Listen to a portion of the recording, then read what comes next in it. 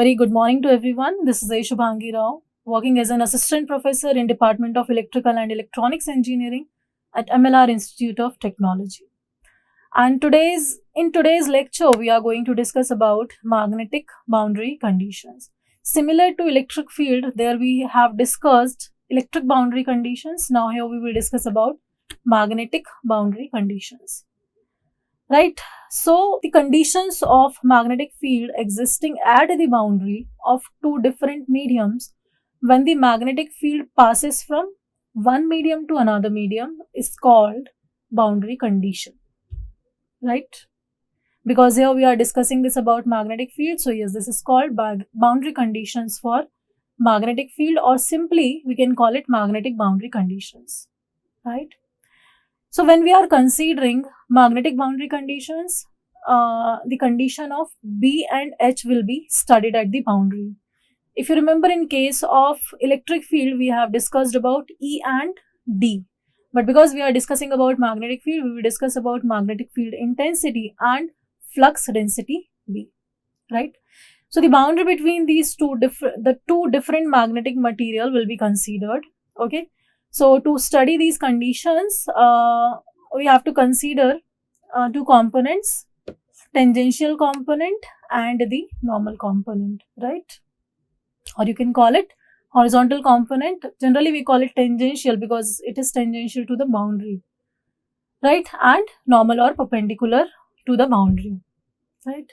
And we have to consider that this boundary between two isotropic homogeneous linear material with different permeabilities mu1 and mu2, right? So let us go to the derivation. We have to consider closed path as well as Gaussian surface. So this is the arrangement of the boundary between two magnetic materials. So this is first medium, this is second medium, and if you see, this is the boundary between these two mediums, right? So if you see here, we are considering this magnetic flux density and this is magnetic field intensity. So basically this is the field and this is the flux, but we have resolved it into two components: tangential component, normal component. Tangential component, normal component, right? And this is the Gaussian surface which we are considering, and also to simplify this, we are considering one closed path also, right? So let's discuss about it one by one. So let us first discuss boundary condition for normal component. So that's the diagram, right? So for understanding normal component, we are considering B, flux density, right? So to find the normal component of B, we are selecting a closed Gaussian surface in the form of right circular cylinder, means this, right? And let us consider the height of the cylinder is del H, right? And it is placed in such a way that del H by 2 is in medium 1 and del H by 2 is in medium 2, means it is equally on medium 1 and on medium 2, right? Also, the axis of cylinder is in normal direction to the surface, means like this. I hope this is clear.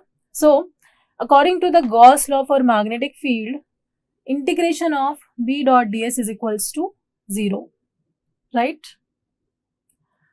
The surface integral must be evaluated over three surfaces. If you notice here, this is first surface, this is second surface, and this remaining part is the third surface, right? So we will elaborate this particular formula for these three surfaces: top, bottom and side, or we can call it lateral also. So this formula becomes, after elaboration, integration of B dot ds for top, integration of B dot ds for bottom, and integration of B dot ds for lateral, and they are all added together, which is equals to 0, right? For top surface, if we separately write it, this integration of B dot ds becomes Bn1 integration of ds. Why Bn1? Because if you notice here, this is the normal component, right? So this is Bn 1 because it is in the first medium, right? Because it is the top. So it can be written as Bn1 del S as the surface is very small. In the same way, we can write it for bottom. It will become Bn2 del S, means this one, Bn2 for second, Bn2 for second medium. For lateral surface, it will be 0, right?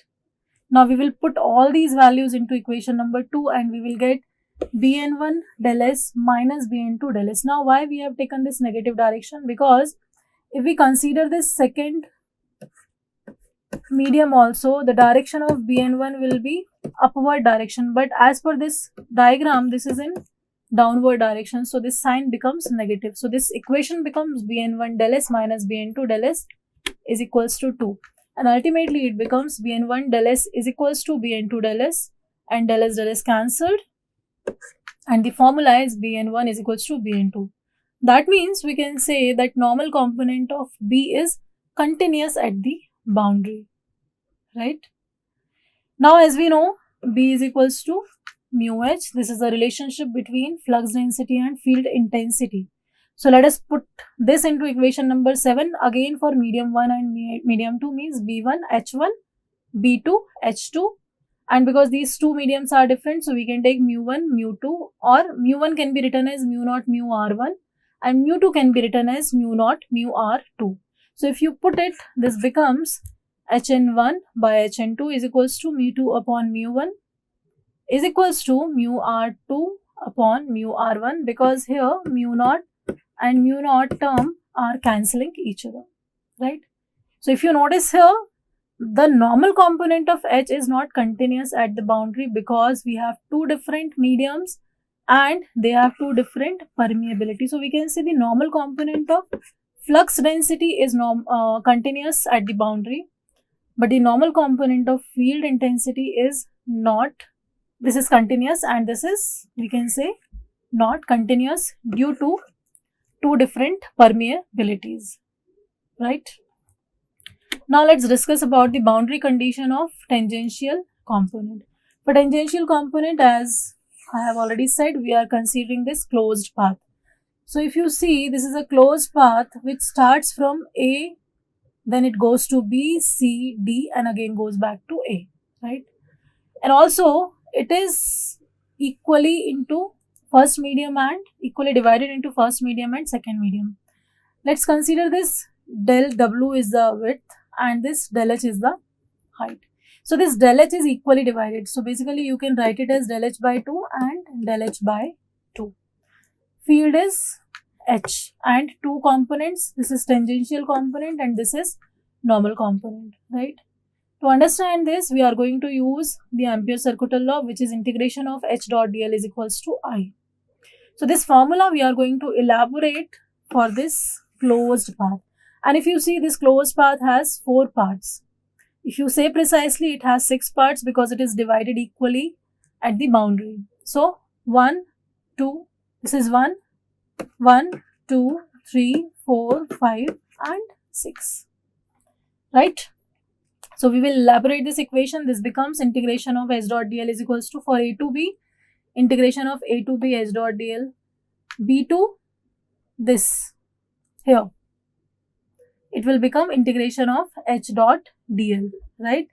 Similarly, we can write it for 2 to C, C to D, D to 1 and again 1 to A. So this, right? Now we need to write it precisely.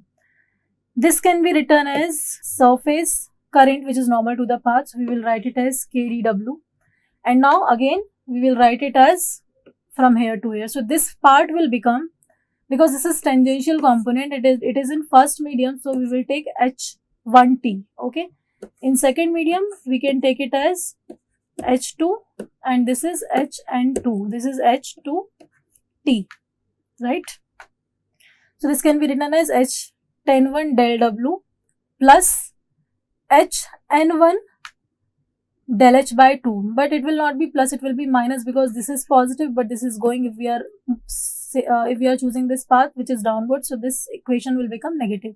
Similarly, we write it for this will also be negative this will be negative because we are going in opposite direction, but this and this will be positive. So ultimately we get this equation where some equal and with different signs terms will be cancelled, and finally we get k dot dw is equals to ht1 dw del w minus h10 to del w.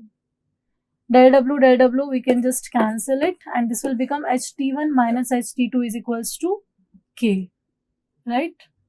So in vector form we can express this particular expression by a cross product also, and this can be written as ht1 minus ht2 is equals to an12 cross k, where this is an12, this is the unit vector in the direction normal to the boundary from medium 1 to medium 2, right?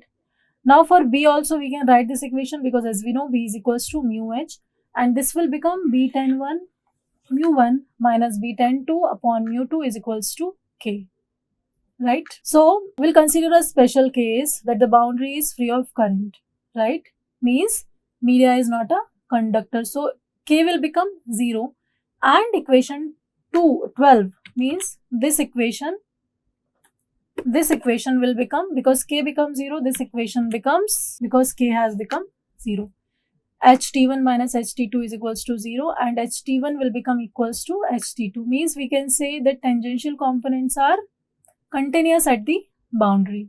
But if you write this formula in terms of B, due to different permeabilities of two different magnetic materials, we can say that magnetic flux density, tangential component of magnetic flux density is discontinuous at the boundary. So this was about magnetic boundary conditions. I hope this was helpful. Thank you very much.